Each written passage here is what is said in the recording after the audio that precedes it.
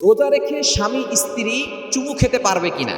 অনেকেই আমাদের কাছে এরকম একটা প্রশ্ন করেন যে স্বামী স্ত্রী একান্তে সময় কাটাতে পারবে কিনা, স্বামী স্ত্রী এক জায়গায় থাকতে পারবে কিনা।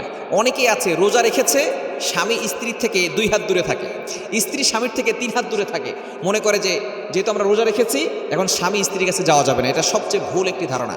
আম্মা জান আয়েশা রাদিয়াল্লাহু তাআলা তিনি নিজে জানিয়ে দিয়েছেন, বুখারী শরীফের 1841 নম্বর হাদিসে রয়েছে।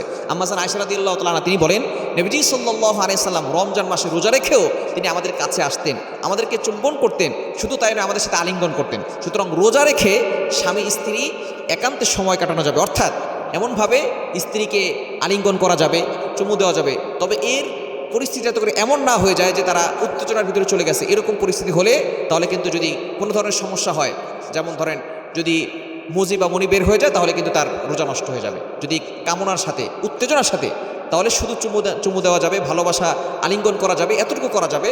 তবে এর পরিস্থিতি যাতে করে বেশি দূরে চলে না যায়, বেশি অবশ্যই খেয়াল রাখতে হবে। তবে স্বামী স্ত্রী কাছাকাছি থাকবে, একে অপরকে হেল্প করবে, দুজনে একসাথে ইবাদত করবে, দুজনে প্ল্যান করবে, পরিকল্পনা করবে, এগুলো সব ইসলামে জায়েজ আছে। তবে অনেকেই চিন্তা করে যে স্বামী স্ত্রীর কাছাকাছি গেলে রোজা ভেঙে যাবে, এটা একটি ভুল ধারণা। এই ভুল ধারণা থেকে দূরে সরে আসতে হবে। তবে অবশ্যই খেয়াল রাখতে হবে যাতে করে সহবাসের কাছাকাছি না যাওয়া হয়। যদি এটা করা হয় তাহলে তাদের রোজা বাতিল হয়ে যাবে। কেননা রোজার সংজ্ঞাই হচ্ছে সুবে সাদিক থেকে নিয়ে সূর্যাস্ত পর্যন্ত খাবার পানাহার থেকে এবং স্ত্রী সহবাস থেকে বিরত থাকা। এটা থেকে বিরত থাকলেই আপনার রোজা সুন্দরভাবে আদায় হবে ইনশাআল্লাহ।